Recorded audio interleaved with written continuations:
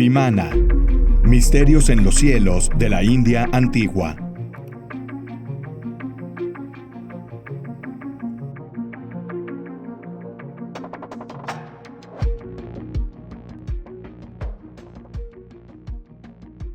Mi nombre es Enrico Baccarini y soy antropólogo cultural.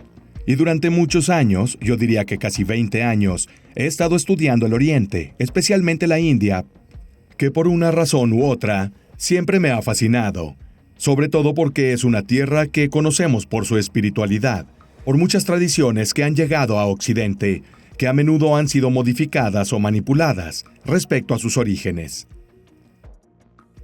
Pero hay tantos misterios históricos que preocupan especialmente a este subcontinente, y al buscar a lo largo de los años desde que era muy joven, no pude encontrar explicaciones para ellos. Así que con el tiempo, estudiando también a nivel universitario, fuera de la universidad, intenté investigar personalmente, estudiar los textos oficiales, estudiar las traducciones que se han elaborado durante más de 2 siglos, principalmente por los ingleses y los alemanes. Y he estado allí tantas veces como he podido, para intentar comprender con mis propios ojos, para experimentar personalmente cuál es el encanto, cuál es el misterio de estas tierras, y sobre todo, las muchas tradiciones que se han filtrado poco a poco hacia el occidente durante unos 15 o 20 años. Entonces es un viaje que he seguido por muchos años. Obviamente, es un viaje que nunca terminará porque incluso hoy descubrimos cosas sobre muchas civilizaciones en el planeta que no conocíamos hace 100 o 50 años. Se trata entonces de una comprensión y un redescubrimiento de lo que es nuestra historia, la historia de la humanidad, especialmente de tierras que están extremadamente alejadas. Me he centrado principalmente en la India, pero si miramos también a Japón, a China o Indonesia, realmente hay muchos territorios que aún tienen que revelar su historia. Respecto a Oriente e India en particular, un error común que cometemos los occidentales, y esto probablemente se debe al legado de ocupaciones, de las diversas ocupaciones que la India ha sufrido, desde los portugueses hasta los árabes y los ingleses sobre todo. Tenemos ideas que nos trajeron al occidente o que llegaron a occidente que están muy filtradas o equivocadas. Yoga, por ejemplo, que verás o podrás ver en raras ocasiones porque no se practica públicamente en la India. No es el yoga que con Vivekananda llegó a Occidente a finales del siglo XIX. Por eso hemos estudiado y hemos aprendido sobre Oriente con ojos que no siempre son genuinos, que casi siempre no nos proporcionan con información veraz sobre su historia y su pasado. Si nos fijamos, por ejemplo, en la historia más antigua del territorio indio, muy pocos, casi nadie, sabrán lo que se llama civilización Harappa o civilización Valinda. Es una civilización que, por ejemplo, en Italia, casi no se estudia en las escuelas, excepto en los últimos años, donde quizás hay 2 o 3 líneas en los libros de historia, pero es una civilización que fue fundamental, muy importante, también por lo que habría sido el desarrollo de otras civilizaciones que le siguieron. Históricamente, se sitúa entre el 3000 y el 3500 AC, y hasta la fecha se han encontrado alrededor de 1056 ciudades, restos arqueológicos que se encuentran principalmente en Pakistán, para que puedas entender cómo es fácil excavar o investigar allí. Pero lo que ya se ha entendido desde mediados del siglo XIX, al redescubrir casualmente la civilización Harappa, es que era una civilización verdaderamente inmensa. Se estima que los sumerios, alrededor del 2500 AC, eran una población de alrededor de 300,000 a 400,000 habitantes. Los Valinda eran 5 millones. Se descubrió hace como 1 siglo y medio que eran navegantes muy hábiles, comerciantes muy hábiles y que crearon ciudades en tiempos ancestrales, como en Mohenjo-Daro, que en el 2500 AC tenía una población de unos 100,000 habitantes, comparable con la Ciudad de México o un Estambul de la actualidad, es decir, ciudades de más de 20 millones de habitantes. y tenía niveles de pericia realmente destacados. La pregunta que surge es, ¿de dónde vino esta civilización? Los arqueólogos aún no lo saben. Apareció prácticamente de la nada. Entre 4000 y 3500 AC tuvo su evolución, y luego entre aproximadamente 2000 y 1700 AC desaparecieron. No sabemos qué les pasó, al menos a nivel oficial. Hay algunas hipótesis, pero desapareció por completo. Y unos siglos más tarde, unos 400 o 500 años después, la verdadera historia de la India comenzará con la civilización védica. Sin embargo, dando un pequeño paso atrás para comprender cuánto desconocemos la historia de estos territorios, si nos movemos hasta la actual Pakistán, en Baluchistán, que es esa cadena montañosa entre Pakistán y Afganistán, encontramos que hay algunos asentamientos. Uno de los más importantes, si no es que el más, se llama Magar, que la arqueología oficial fecha entre los años 8500 y 9000 AC. Y la estructura urbana, obviamente, es más pequeña. La estructura social urbana de esta ciudad o de las ciudades en Balochistán resume totalmente la historia y la evolución de la civilización valinda que estaba por llegar. Esto nos hace entender cómo en esos territorios no solo hay mitos similares a los del occidente, como el del diluvio del Antiguo Testamento, también lo encontramos en esos territorios, sino también cómo existe una historia sin contar, una historia aún por descubrir, una historia que profundiza en épocas incluso más remotas que las que estudiamos y sobre las que aprendimos en la escuela. Los egipcios se remontan a los años 3000 a 3300 AC. Se supone que los sumerios son del 4000 al 4300 AC. Entre otras cosas, había un importante erudito sumerólogo que falleció hace unos años, Giovanni Pettinato, italiano, profesor académico que fue el primero en proponer una tesis bastante herética, según la cual la intelectualidad, es decir, lo sustancioso de la religión sumeria, incluso de la aristocracia, probablemente desde su punto de vista podría haber surgido de la civilización valinda. Entonces, para la mayoría de las personas, esta civilización podría ser de las más antiguas de la historia de la humanidad, y aún no ha revelado casi todo sobre su historia. Consideremos, por ejemplo, que su escritura aún permanece sin descifrar, y esta escritura ya se consideraba a principios del siglo XX muy similar o casi idéntica a la escritura Rongorongo, de la isla de Pascua, que se encuentra al menos a 18.000 kilómetros. También hay análisis genéticos realizados en 2013 en Alemania, en los institutos Max Planck, que demostraron que en el norte de Australia existen algunas poblaciones de tribus aborígenes que tienen marcadores genéticos que provienen directamente de la civilización valinda. Así que alrededor del 2300 a 2400 AC, y estamos hablando de hace más de 4000 años, alguien llegó al norte de Australia en barco. Esto debería hacernos entender cuánto no sabemos sobre la historia de los humanos.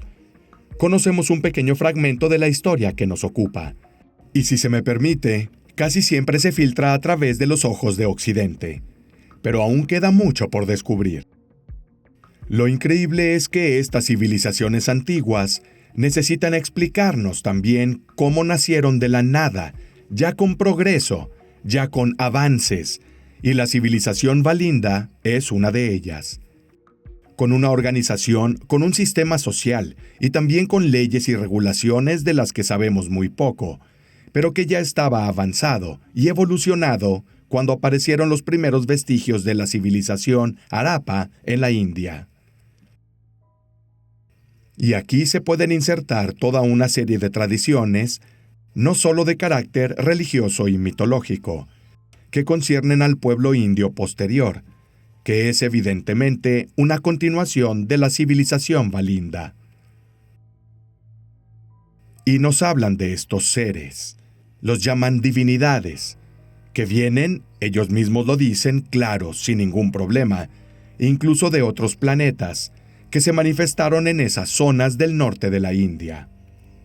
y cuyo papel fue casi siempre acercar la civilización para enseñar cultura. Por ejemplo, los rudimentos de la agricultura o la observación astronómica. Y obviamente, juzgamos estos temas con ojos profanos, como pura mitología, una leyenda que este pueblo creó para justificar todo lo que vendría después. En realidad, si extendemos nuestra mirada a China, a los sumerios, a los egipcios, vemos cómo hay tantas civilizaciones en el planeta que desde los tiempos más remotos nos hablan de estas civilizaciones, de estos seres divinos, que en un momento determinado aparecen y traen este conocimiento para mejorar a la humanidad, para hacerla progresar a niveles más elevados. Los sumerios tenían a los Apkallu, que eran seres mitad hombres, mitad peces, que durante el día en las épocas más antiguas de sus mitos, de su historia, podríamos decir en la mañana, salían del agua y enseñaban astronomía, matemáticas, cultivo e irrigación a los sumerios.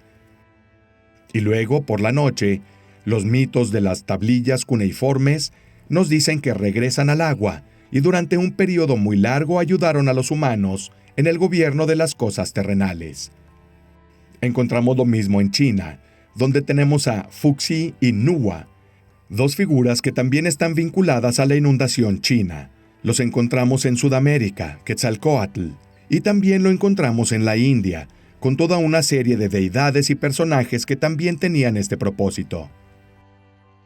Luego, obviamente, a lo largo de los siglos, y hasta diría milenios, la filosofía india, la mitografía y la mitología también se han adornado con divinidades que vinieron o se manifestaron, porque estaban enamorados de un hombre o de una mujer, y por eso también existen estas historias.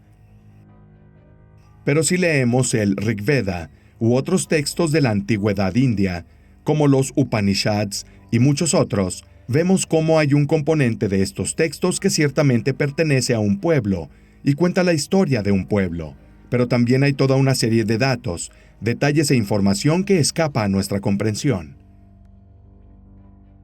Y que hoy, a través de los ojos de los individuos modernos, podríamos decir son datos tecnológicos y científicos, que estos pueblos en absoluto no podrían haber poseído, a menos que algún individuo avanzado les hubiera dado esos datos, o tuviera instrumentos o maquinarias capaces de permitirles hacer ciertos cálculos. Y aquí hablo, por ejemplo, del cálculo de la velocidad de la luz, que en la India lo hizo en tiempos muy antiguos Kanada, que mucho antes que los griegos fue quien teorizó la existencia de los átomos, y por lo tanto que toda la creación fue compuesta de estos elementos, estas partículas microscópicas, que luego se agregaron gradualmente para crear materia. Si leemos el Bhagavata Purana, el Bhagavad Gita, leemos cómo se nos ha dicho claramente en estos textos que vivimos en un universo, pero hay infinitos universos en los que, según una de las tradiciones más importantes, Vishnu, cuando se creó el mundo que conocemos, creó infinitos mundos paralelos y entró en cada uno de ellos para traer vida. Entonces puedes ver cómo en el mundo indio existen conceptos desde la más remota antigüedad que solo hemos adquirido después de siglos, después de milenios en algunos casos. En muchos casos, significa entre 1600 y 1700 DC, con el movimiento de la Ilustración, y por tanto el progreso tecnológico y las herramientas avanzadas. Otro hecho fundamental es que en los textos como el Padma Purana, pero también en muchos otros textos, incluso en el propio Rig Veda, se dice que para el mundo indio, para lo que será después el hinduismo, no surge la pregunta de si el cosmos está habitado. El cosmos está habitado. Buloka, que es como llamamos al planeta Tierra, para ellos es uno de una infinidad de planetas que albergan vida, obviamente varios tipos de formas de vida. En el Padma Purana incluso se dice que solo en nuestra galaxia, porque ya existía el concepto de galaxia y la antigüedad india, que definían con el término sánscrito Shish-Umar, solo en nuestra galaxia, según el Padma Purana, habría 400,000 especies similares al hombre. Quizás eran más altos, más bajos, su piel era azul o verde o de cualquier color. Pero ese concepto ya existía mucho antes que los griegos, quienes también plantearon la posibilidad de un cosmos habitado. Pero dando números, establecer que existen al menos 400.000 especies similares a la humana es algo increíble, ya que el Padma Purana fue puesto por escrito más o menos en el año 800 AC. En primer lugar, porque hoy en día es fácil decir estas cosas, parece casi banal. En esa época, intentemos por un momento ponernos en esa perspectiva, en aquella época era algo imposible, porque no había una manera de razonar similar a la moderna, que es resultado del avance científico y del conocimiento. En ese momento, ya se pensaba que las luces del cielo eran estrellas, y que esas estrellas podían tener planetas cerca de ellas, metafóricamente, y que estos podían ser habitados, y que había otras formas de vida. Fue algo desconcertante en el mundo indio, que era el más antiguo. Pero este concepto existe, y lo encontramos en lo que luego serán los textos sagrados. Porque ayer, como hoy cada vez menos, lamentablemente, debido a nuestro relativismo, lo que está provocando la pérdida de este tipo de tradición en la India, como en la de otros pueblos, como por ejemplo entre los druidas, el conocimiento que en el sánscrito se llama Veda, se transmitió solo de forma oral y de memoria. Así, de maestro a discípulo, el conocimiento se transmitió de maneras codificadas muy particulares, de modo que no fue posible ordenar los conceptos, el conocimiento como tal, y este conocimiento fue acarreado de maestro a discípulo, de boca a oreja, como siempre lo han hecho a lo largo de los siglos. Entonces, por toda una serie de razones, especialmente el nacimiento del budismo en los siglos V y VI AC, estos textos comenzaron a plasmarse por escrito. Pero también aquí, el mundo indio nos dice que este conocimiento es una herencia que poseen desde hace miles de años. Y ellos mismos dicen, por ejemplo, que el yoga tiene más de 6.000 años. Dicen que antes de esta civilización, en este mundo en el que vivimos, hubo al menos otras 4 civilizaciones que por una razón u otra han sido destruidas y que son los sobrevivientes de la última civilización, y que preservaron algo de este conocimiento, incorporándolo a lo que es la civilización actual.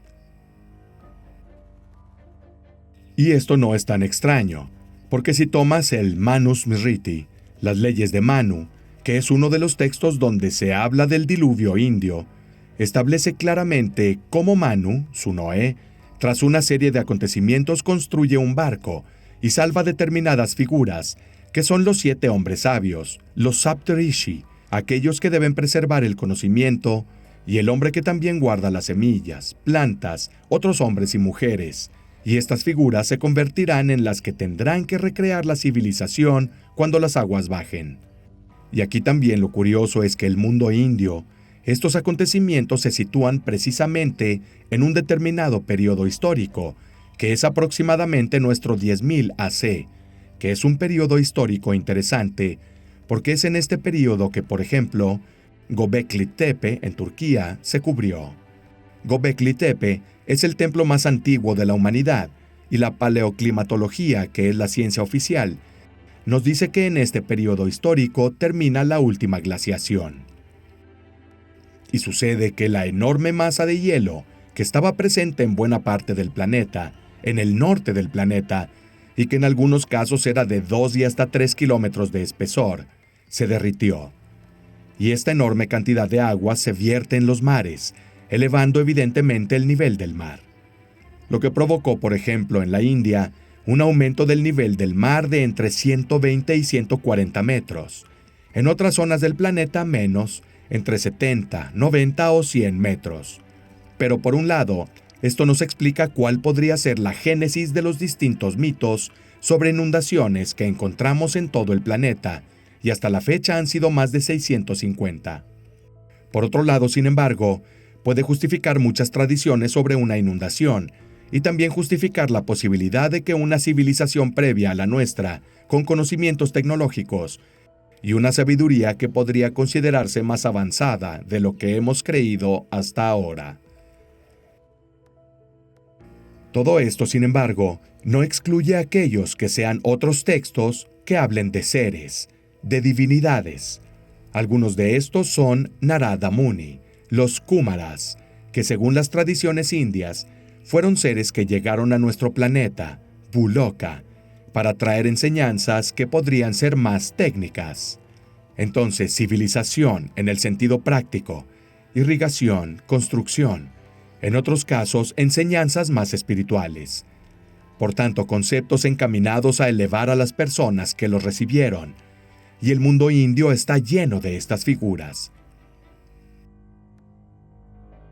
Consideremos que las deidades indias se llaman devas, y deva en sánscrito significa literalmente ser iluminado, en el sentido de que un ser superior está iluminado no solo por la espiritualidad, sino también por el conocimiento, un ser superior que obviamente enseña a un ser que definiríamos como inferior, al pueblo de la antigua India, cuáles son los caminos correctos a seguir para evolucionar de una manera que no sea autodestructiva.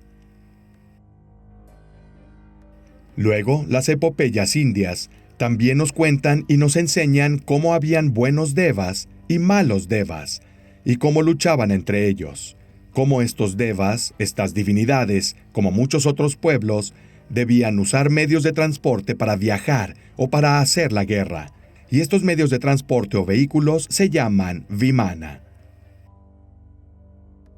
Estas vimanas son básicamente, hoy en día podríamos compararlas con vehículos voladores que fueron usados no solo por humanos, esto en mucha menor medida, sino por los devas, para moverse por nuestro planeta, y moverse, como dicen, de un lugar a otro, y por lo tanto, de un planeta a otro. Estas dos son concepciones que, quizás a nosotros, los hombres modernos, los hombres de ciencia que debemos comprobarlo todo, nos parezcan absurdos. Pero si miramos los textos sagrados indios, si miramos sus epopeyas, su filosofía y su religión, podemos encontrar muchas referencias a estos vimanas. Hasta el punto de que hasta hace 10 o 15 años, la existencia de estos vimanas era cuestionada diciendo que sí, son construcciones mitográficas como el carro de Apolo, que volaba en el cielo. Luego se redescubrió toda una serie de textos, donde se habla detalladamente de estos vimanas. Poseemos apenas el 5% del conocimiento del mundo indio traducido al inglés o al alemán. Así que este 95% que permanece en sánscrito, o como tradición oral, aún no plasmada en forma escrita, es un mundo, un universo que verdaderamente está por descubrirse. Sin embargo, algunos de estos textos son verdaderamente emblemáticos, porque algunos de ellos nos dicen, me viene a la mente el Samarangana Sutradhara. Algunos de sus nombres también son impronunciables. Se trata de un texto del año 1051 o 1052 DC, encargado por un Maharaja, es decir, por un gran gobernante Bhoja, quien, viendo cómo el conocimiento de su reino se perdía poco a poco, comenzó a enviar una serie de emisarios por todo su reino, para transcribir, para preservar este conocimiento. Y el resultado es un libro que aún hoy se puede encontrar, también traducido al inglés, el Samarangana Sutradhara. Y lo curioso es que se trata de un texto principalmente sobre arquitectura. Lo curioso de este texto es que relata en el capítulo 32, que tiene más de 140 páginas, cuenta cómo en los tiempos más antiguos de la India había aviones que volaban como pájaros, que se movían en el cielo, que también se trasladaban fuera de lo que es la atmósfera. Aquí se llama de otra manera, pero hay en este texto, como en otros de la antigua India, un concepto muy actual para nosotros, mucho más moderno, es decir, de una atmósfera que rodea nuestro planeta, varios niveles de atmósfera, y luego lo que definimos como espacio profundo. Entonces, en este texto, se habla de la atmósfera en el año 1051 DC, de aviones que también podían estar equipados con cierto tipo de armas para usarse en la batalla. Pero este capítulo del Samarangana Sutradhara especifica desde el principio que no toda la información se puede dar o proporcionar al lector, porque, digamos, parte de ella sería extremadamente peligrosa si cayera en las manos equivocadas. Podría, en manos de una persona malvada, generar muerte, destrucción y guerras. Por lo tanto, el autor que transcribe este conocimiento en el Samarangana Sutradhara, a partir de los conocimientos más importantes, brinda las partes más emblemáticas e interesantes del mismo. ¿Y luego qué pasa? Bueno, hace unos 15 años hubo una serie de profesores universitarios indios que se hicieron la pregunta en parte por diversión y en parte por curiosidad. Quisieron ver si parte de este conocimiento, que es muy técnico en este capítulo, es genuino, es veraz. Y uno de estos profesores, el profesor Sharon, quien entonces era profesor de nanotecnología en la Universidad de Bombay, luego se convirtió en director y luego se jubiló. Intentó reconstruir una de las máquinas descritas en el Samarangana Sutradhara. Pero también hay otros textos que hablan de forma técnica y precisa sobre las vimanas.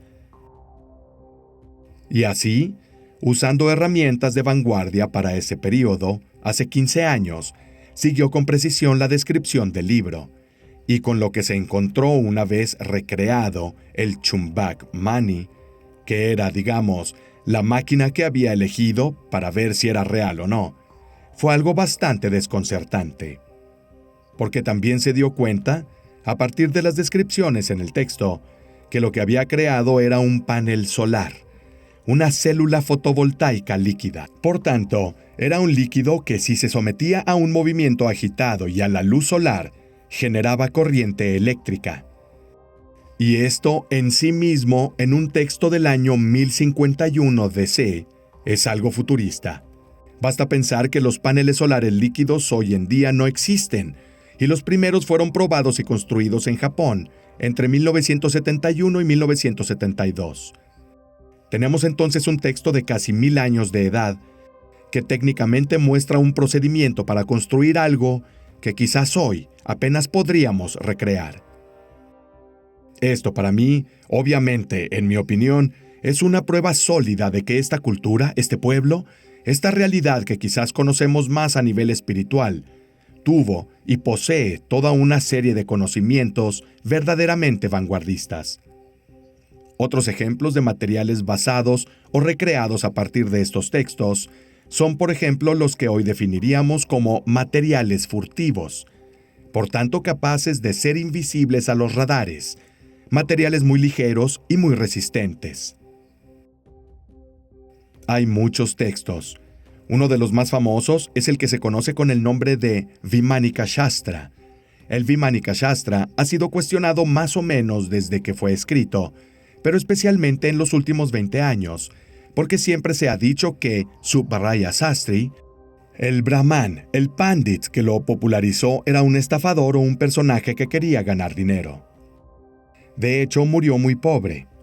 En realidad, fue el último de una cadena iniciática, y hay evidencia histórica que así lo demuestra en una serie de conocimientos que dictó a su hijo adoptivo, que también fue su discípulo, y que su hijo transcribió en 24 cuadernos, que todavía existen hoy en Baroda, en el sur de la India.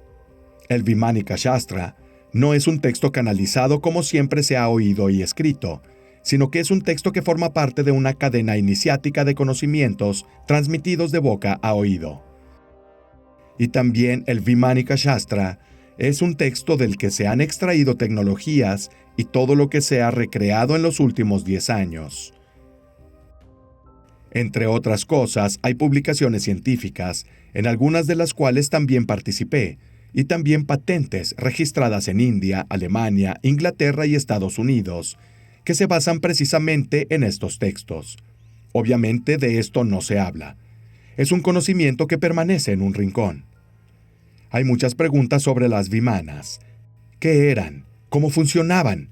¿Qué podrían hacer? Bueno, de lo que se ha reconstruido a través de los textos, sabemos que se enumeran al menos 59 tipos diferentes de vimanas. Algunos, por ejemplo, solo permitían llevar a 2 personas. Y una historia, una leyenda emblemática, es la de los hermanos Marudu, que son 2 hermanos gemelos que salvaron a un individuo que estaba a punto de ahogarse en el mar. Toman su vimana, su pequeña vimana, en la que solo cabían 2 personas. Llegan al medio del océano, salvan a esta persona colocándola lo mejor posible en su vimana, y luego regresan a casa, salvando así la vida de esta persona. También hay otros vimanas, como el que usa Rama en ese Ramayana al final del poema épico, que se lo permite, y aquí se les llama palacios voladores.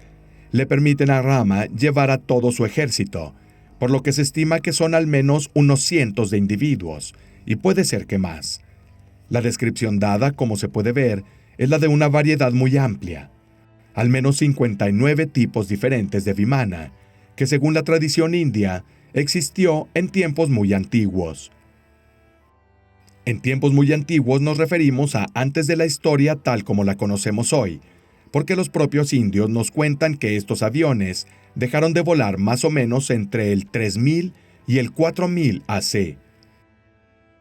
Pero todo lo que se cuenta en el Ramayana y en el Mahabharata son acontecimientos mucho más antiguos que pueden fecharse hacia el 10.000 AC e incluso antes de eso. Y es interesante ver cómo se han hecho intentos de recrear estas tecnologías. En muchos casos, exitosos. Evidentemente, muchas veces la información es parcial.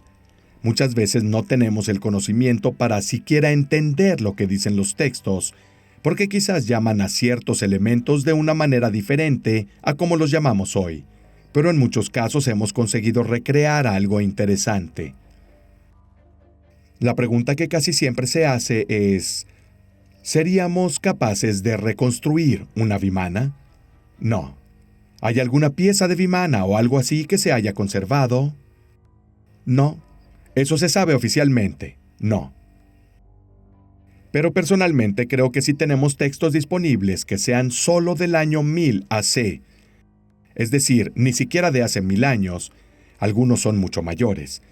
Estos textos que nos cuentan ciertas historias ya nos brindan ciertos detalles y alcanzan un nivel de pericia y tecnicismos que hoy solo podríamos tener en ciertos casos. Para mí esto ya es una prueba indirecta, pero también directa, de lo que este pueblo ha conservado, de lo que este pueblo tal vez ha transmitido a lo largo del tiempo.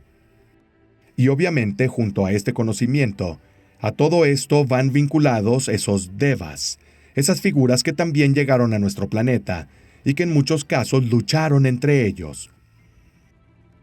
Los vimanas también podían estar equipados con armas, incluso armas muy mortíferas. En general, las armas de los vimanas se llaman Tejas Astra. Astra significa arma. Tejas básicamente significa energía. Se puede traducir como fuego. Ese Tejas es también el fuego interno que tiene un practicante de una disciplina india cuando siente que está a punto de despertar. Pero generalmente la traducción es energía, energía interna. Por tanto, Tejas Astras significa literalmente armas de energía, con todo lo que este término puede o quiere significar. Y en el Mahabharata, que es quizás el mayor poema épico y el más antiguo de la historia de la humanidad, narra los últimos 18 días de una batalla que se libró entre 2 facciones rivales, que básicamente estaban relacionadas entre sí. Estaban los Pándavas, que eran, digamos, los buenos, y los Kauravas, que fueron etiquetados como malos, y Arjuna, que es la figura principal de este poema, a quien Krishna aconseja en el Bhagavad Gita, que es una parte del Mahabharata, en donde Krishna proporciona enseñanzas a Arjuna, incluida la del yoga. Pero también hay una parte del Mahabharata donde se cuenta cómo Arjuna es sacado del campo de batalla. Lo llevan a bordo de una vimana. Y ahí está su historia directa. Dice, veo al vimana elevarse, ir más y más alto, y ve a los elefantes que se usaron en la batalla transformarse como hormigas, tan pequeños como hormigas. ve a su enorme ejército transformarse en una extensión confusa de colores y formas. Luego nos dice que este Vimana abandona nuestro planeta y durante un periodo bastante largo viaja en lo que definiríamos como espacio hasta llegar a la ciudad artificial. Eso se llama Svarga del dios Indra. Llega dentro de él, pero antes de entrar con el Vimana que lo llevó al interior del Indraloka, la ciudad voladora de Indra, eso nos dice el Mahabharata, y se puede confirmar tomando cualquier versión del mismo italiano o inglés. Arjuna cuenta cómo ve decenas de miles de Vimanas entrando y saliendo de Indraloka o estacionados en sus proximidades. Así que aquí también parece que estamos leyendo una novela de ciencia ficción o viendo una película de ciencia ficción, pero es un texto extremadamente antiguo, el muy antiguo Mahabharata, de al menos el siglo III o IV AC, pero se trataba de una tradición oral previa. Entra en Indraloka y después de una serie de acontecimientos, Indra le da algunas armas, le explica cómo usarlas porque sin una enseñanza adecuada, en manos de la persona equivocada, podrían haber matado a Arjuna y también a su ejército. Y esto obviamente presenta algunos paralelos. Parece un poco como en los tiempos modernos, donde obviamente tienes que aprender a sostener un rifle o disparar un misil. Estas son comparaciones obvias con lo que tenemos hoy respecto a la tecnología moderna. Y luego, Arjuna aprende el uso de estos Teja Astra. Vuelve atrás y al usarlos en la batalla finalmente ganará la guerra. Son tradiciones, son historias que, al menos personalmente, pero no solo para mí, difieren totalmente de la historia del caballo de Troya u otros mitos nórdicos, donde también hay elementos muy interesantes. Pero aquí hay un componente tecnológico, diría yo, y asumo toda la responsabilidad por ello, un componente que hoy podemos leer correcta o incorrectamente como un componente detrás del cual existía un procedimiento, una tecnología o una ciencia. Pero en aquella época era imposible inventar algo así como si los antiguos romanos hubieran imaginado que habían creado el mito de lo que hoy es una tableta o un teléfono móvil. Es decir, si no lo has visto, si no sabes que puede existir o que podría existir, no puedes imaginar tal cosa. De modo que el mundo indio es muy rico en estos elementos. Obviamente son muy circunstanciales, pero hay tanta evidencia circunstancial, al menos para mí, que conduce a pruebas reales. Sin embargo, a nivel de dibujos o esculturas, incluso aquí tenemos muy pocos elementos. Los Vimanas están representados muy pocas veces. En los templos de aquella época, el Vimana se representaba como un templo volador o un carro volador. En el sur de la India, hay toda una serie de hermosos frescos en varias ciudades, incluyendo Puri, donde se pueden ver las Vimanas, que son como dos discos superpuestos, un poco como platillos voladores, como se llamaban en los años 40 y 50, con algunas esferas debajo. Y en este caso están estos frescos cerca de Puri, que datan de al menos los años 1400 a 1500 AC. Por tanto, aunque en una época muy cercana a la nuestra, de una forma totalmente imposible e incomprensible en esa época, en ese lugar, así como en cualquier otra parte del planeta. Otro dato interesante es que el Samarangana Sutradhara, este texto arquitectónico que habla de Vimana, nos dice que a nivel Vastu es arquitectura en India, evidentemente siempre hay un componente religioso y espiritual. Así que Vastu no es solo el arte de construir un templo, una casa o un palacio, sino que se hace un poco como, me viene a la mente, el Feng Shui. Se hace de acuerdo con ciertos estándares, proporciones, con una enseñanza detrás que tiene fuertes componentes espirituales. Pero el Samarangana Sutradhara y el Vastu en general nos cuentan cómo, especialmente en el sur de la India, la parte más alta del templo, que normalmente tiene aspecto de disco, parece un disco real. Esa parte a nivel arquitectónico se llama Vimana. es el término con el que se designa arquitectónicamente la última parte del templo, que es el punto que conecta la parte terrenal, el hombre que está en el templo, con la parte divina. Y esto nos hace comprender cómo ciertos conocimientos se han filtrado también en los campos más comunes, como la arquitectura y otras. Luego, obviamente, hay infinidad de leyendas sobre los vimanas, y también algo tecnológico, que, por ejemplo, luego se atribuyó a ciertas deidades, y este algo tecnológico, por ejemplo, la yeshiva, quien en ciertos casos para trasladarse a otro lugar o regresar a sus esferas celestes, usa lo que se llama el Jyotirlinga. El Jyotirlinga es una especie de cono de fuego, un cono de luz que envuelve Indra y se lo lleva, llevándolo más allá del plano humano, podríamos decir, usando términos más religiosos. Es obvio que esto, junto con muchos otros datos, ha sido leído por muchos estudiosos, por muchos investigadores desde una perspectiva más tecnológica, y hay muchos pequeños fragmentos que parecen crear un cuadro mucho más amplio, mucho más extenso y definido que nos dice que en la India antigua, así como en territorios en el lejano oriente, había conocimientos imposibles de obtener, excepto al plantear la hipótesis de que en cierto modo realmente era herencia de una civilización anterior.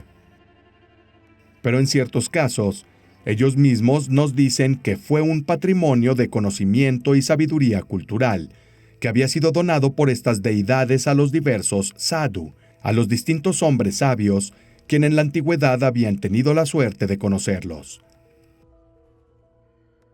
Bueno, mi opinión es que hay una gran diferencia entre nosotros, precisamente porque estamos hablando de culturas lejanas.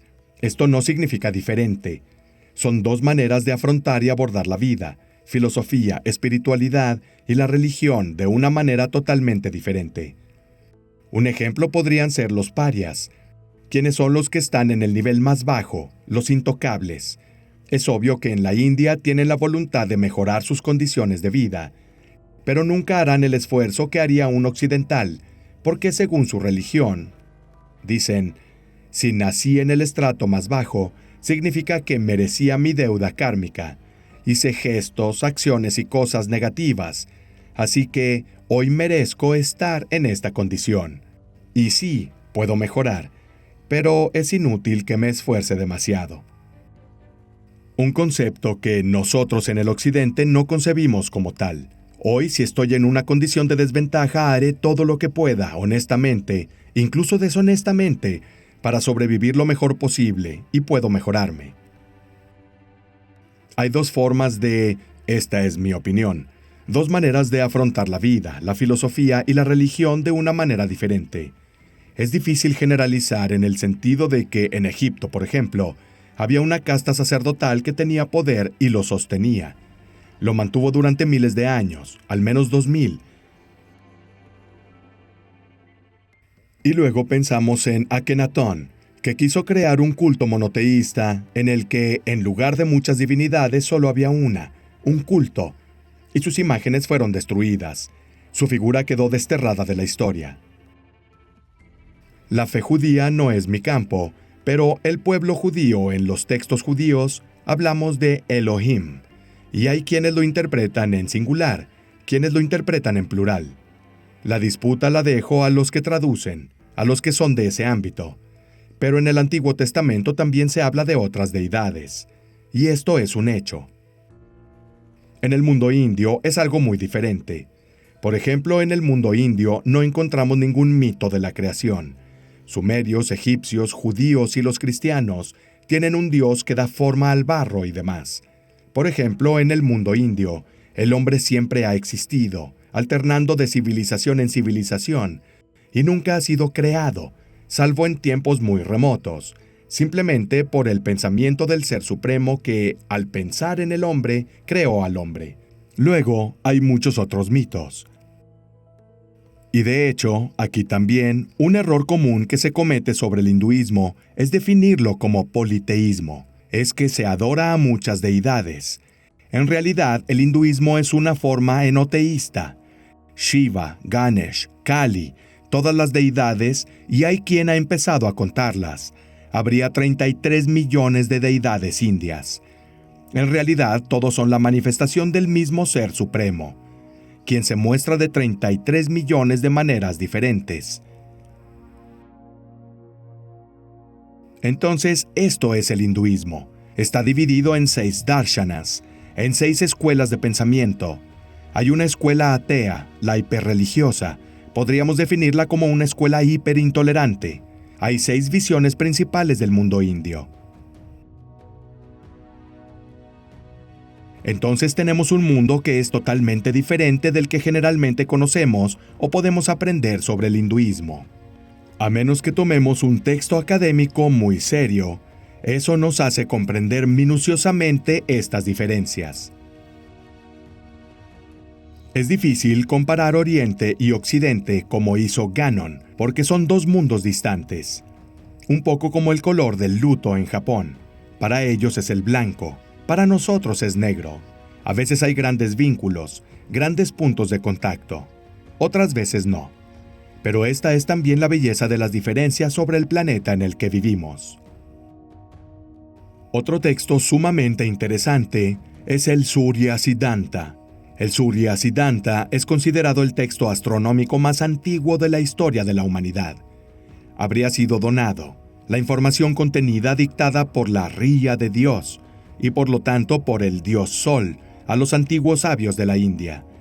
Y es increíble toda la serie de datos, elementos y conocimientos que encontramos en su interior. En primer lugar, por ejemplo, podemos encontrar una medición de la Tierra con un margen de error muy bajo, que se acerca a la medición que se realizaba a principios del siglo XX. Además, dentro de él, se habla de la Tierra, Buloka, como un planeta esférico, y del universo, nuestra galaxia. Y aquí está precisamente el concepto de muchos miles de Shishuma, muchas galaxias, miles de galaxias que forman un universo extremadamente grande, casi imposible de imaginar y comprender.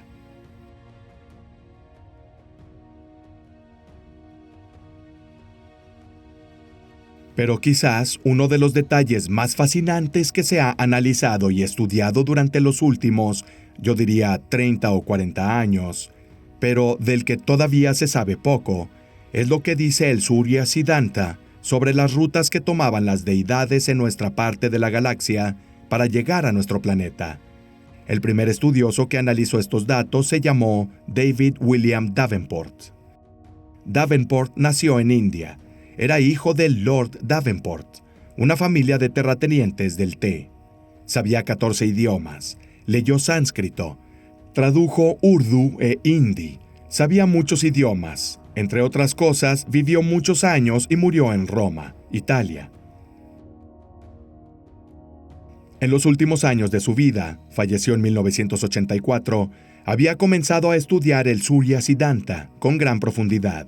Tengo sus diarios. Lo mismo ocurre con las diversas transcripciones de este texto astronómico muy antiguo.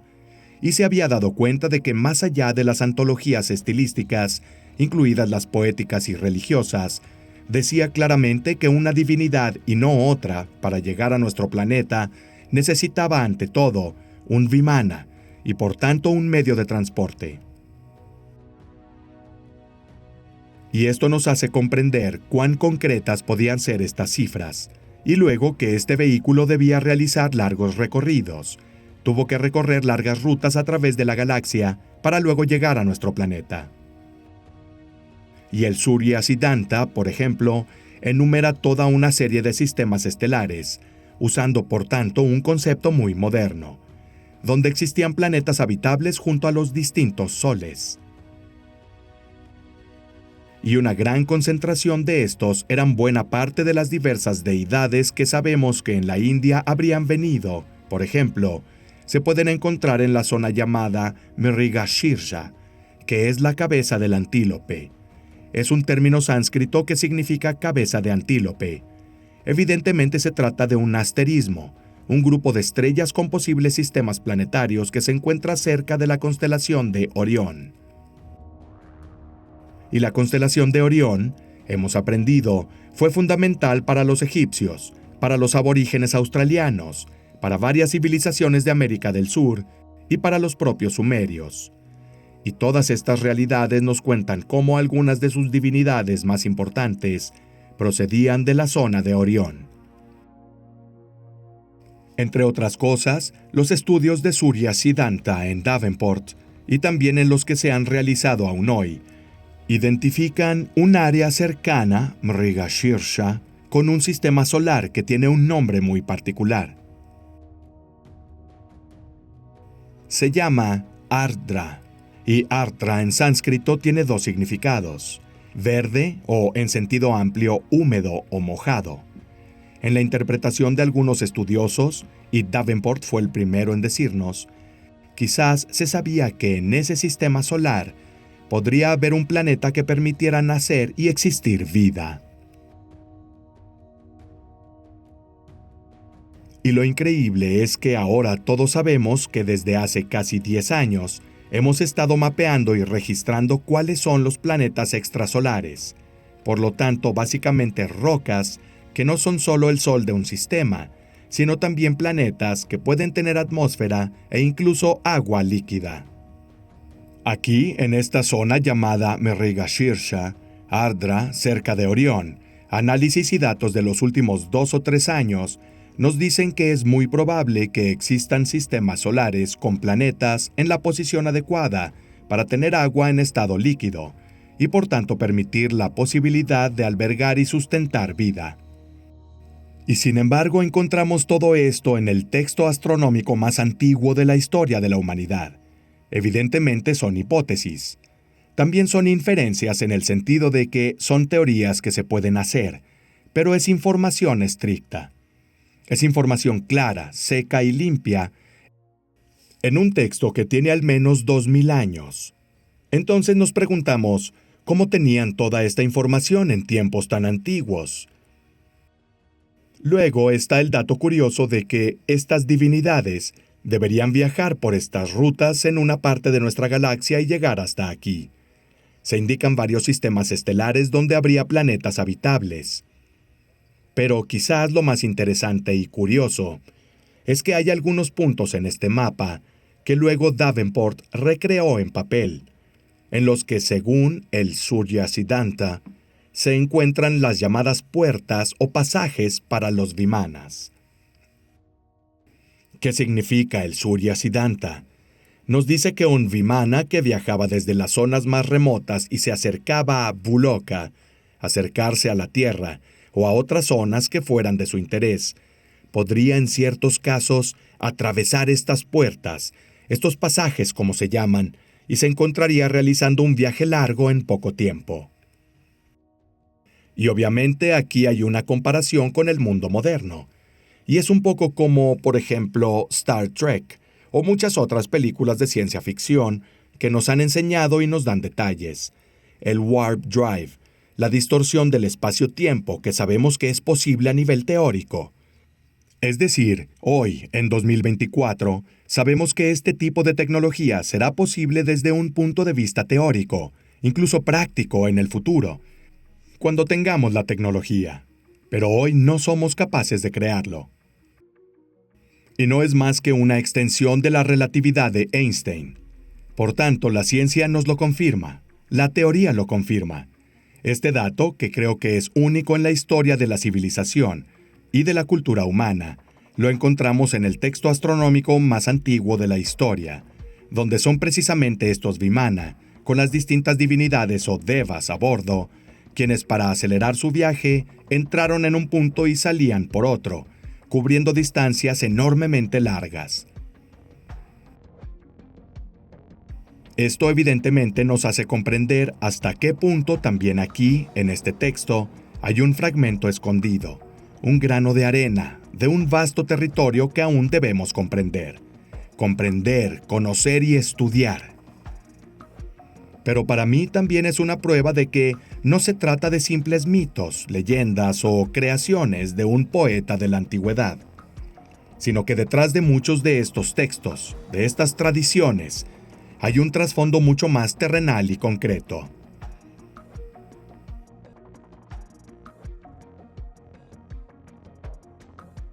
Entonces, otro mito muy interesante que encontramos en el mundo indio es el de los 7 hombres sabios, o Saptarishi. Estos 7 hombres sabios son básicamente los que civilizaron al pueblo indio. La tradición dice que Manu, el indio Noé, tras la llegada del gran diluvio, cuando salvó las semillas de las plantas, los animales, los hombres y las mujeres, su principal objetivo, sin embargo, era salvar el conocimiento, que en sánscrito se llama Veda, como su texto sagrado. Y para salvar el conocimiento, tomó a los Saptarishi, los 7 sabios, y les hizo subir a su barco. Luego, después de todos los acontecimientos, se sacudió de un lado a otro, finalmente llega a la cordillera del Himalaya. Las aguas retroceden y cuando la tierra comienza a ser visible otra vez, salen todos, y estos sabios comienzan a actuar para devolver la civilización a los supervivientes, incluso en zonas lejanas.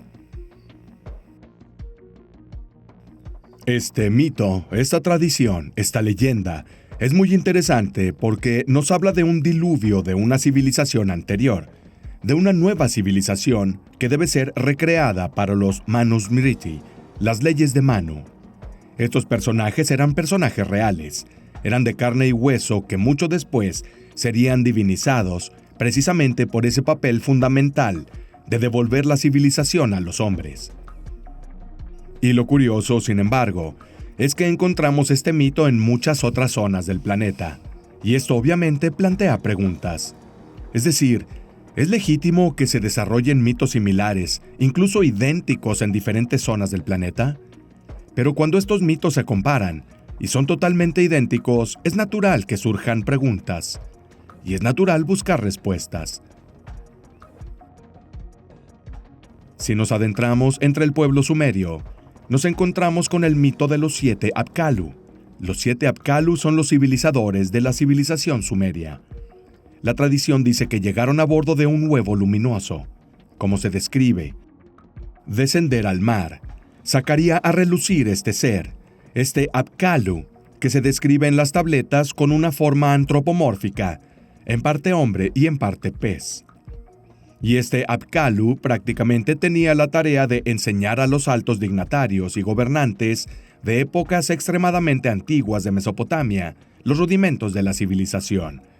Es decir, cómo regar los campos, cómo cultivar, cómo realizar la rotación agrícola, cómo observar el cielo e incluso los rudimentos de las matemáticas.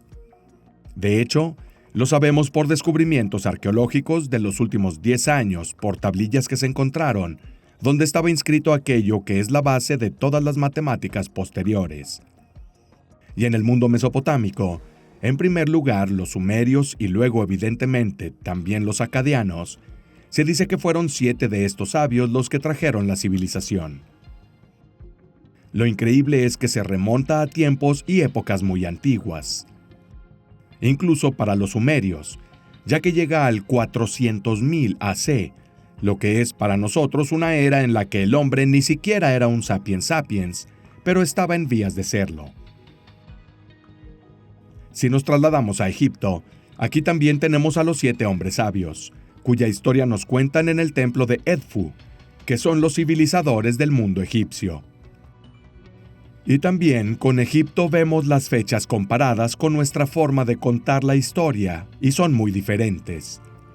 Su dinastía Cero comienza alrededor, no lo sabemos con precisión, pero entre 3000 y 3300 AC, con el rey Escorpión. Pero antes se habla de otras dinastías divinas y luego semidivinas, a quienes se les llama los Neteru y los Shemsu-Hor. Entonces Neteru eran los dioses que gobernaban a los hombres. Y aquí también están el papiro de Palermo y las estelas de Turín. Hay toda una serie de elementos arqueológicos que nos cuentan estas historias. También estamos hablando aquí de épocas sumamente más antiguas, en las que, como dicen las divinidades, los dioses caminaban entre los hombres. Y luego estaban estos seres, estas figuras que generalmente eran 7 sabios que trajeron la civilización. En la India, todas sus tradiciones, al menos algunas leyendas históricas, se remontan al menos al año 20 o 30.000 AC. Y obviamente uno es libre de decir que son solo fechas en épocas probables, que son las que han retrasado en el tiempo algunos de sus acontecimientos históricos. Otros pueden creer esto. Sin embargo, si miramos Göbekli Tepe en Turquía, que fue enterrado alrededor del 9600 AC, en definitiva podemos calcular que quizás realmente pudo haber existido una civilización avanzada hace 15.000 o 20.000 años. También encontramos este mito de los 7 hombres sabios en el mundo chino, en el mundo japonés. Lo encontramos en Sudamérica. Entonces, atando un poco los puntos, parece que la historia que surge es la de 7 figuras que para muchos pueblos eran humanos, por lo tanto son de carne y hueso, pero que eran sumamente avanzados. Y luego fueron deificadas diversas figuras que casi siempre llegan después del final de la última glaciación, evento llamado diluvio, y que ayudó a recrear la civilización. Restauran el conocimiento, los rudimentos de todos esos elementos, esas cosas necesarias para empezar de nuevo desde cero. Y esto es curioso, interesante, fascinante, pues nos muestra cómo el propio Schelm partía a menudo de una hipótesis. La historia de la caída de Troya no es solo un mito, sino que puede haber sido un hecho histórico. Partió de esta hipótesis de trabajo que al principio fracasó. Luego encontró en la colina Hisarlik la antigua ciudad de Troya, como se cuenta en los poemas homéricos. Lo mismo está sucediendo en el mundo indio, tanto por sus conocimientos como por las civilizaciones que preceden a la nuestra. Aquí también hay evidencias arqueológicas tanto de sus tradiciones, que contienen conocimientos científicos tecnológicos como datos e información, que hubiera sido imposible tener en épocas tan antiguas, y que, al menos en mi opinión, presuponen necesariamente que alguien más avanzado y progresado, y tal vez no necesariamente de este planeta, brindó a algunos de sus hombres más sabios y conocedores.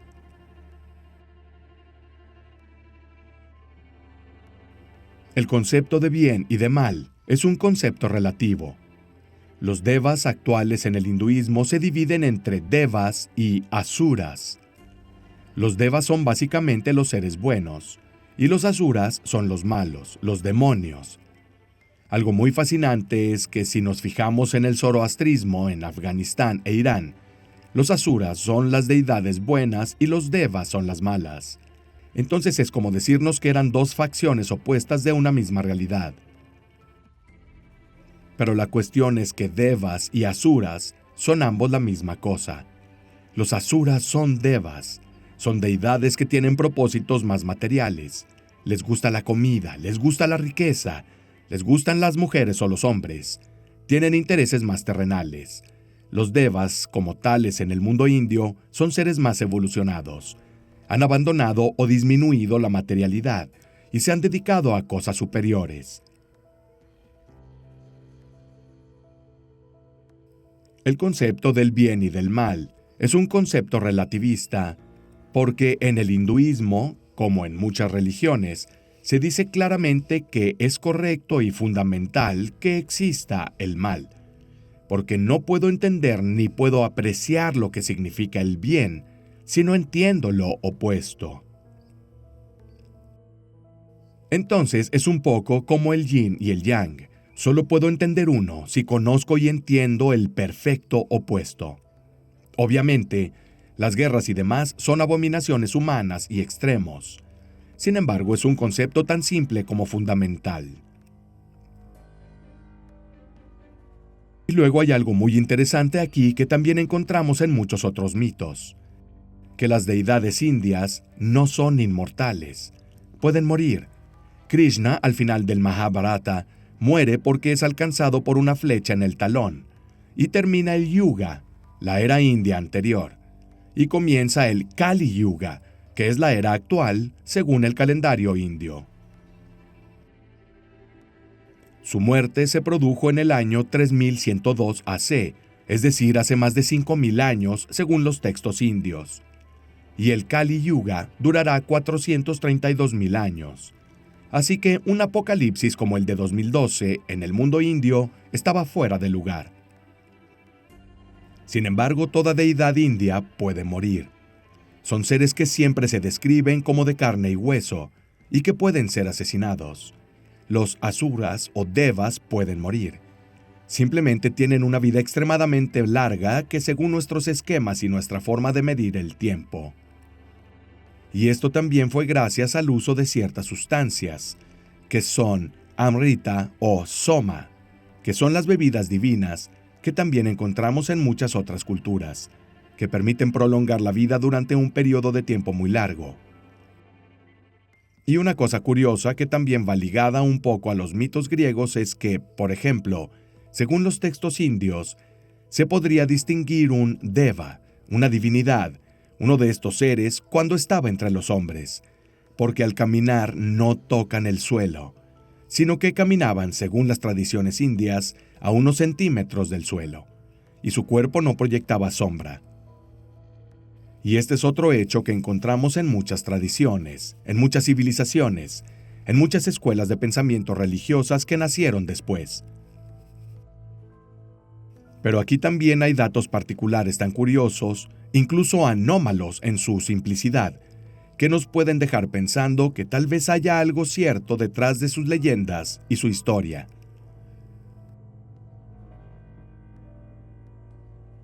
Si pienso que en la Tierra, el planeta Tierra, hace 10.000 o 20.000 años hubo, y esta es una opinión totalmente personal, basada en años de investigación, pienso que había varias realidades, diversas realidades que tal vez habían dividido al planeta. Quizás cada uno tuviera su propia esfera de inferencia, no lo sé.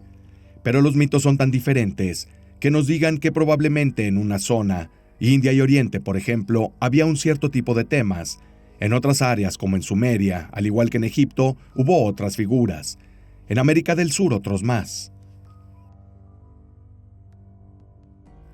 También es peligroso para mí hablar de una religión madre o de una civilización madre.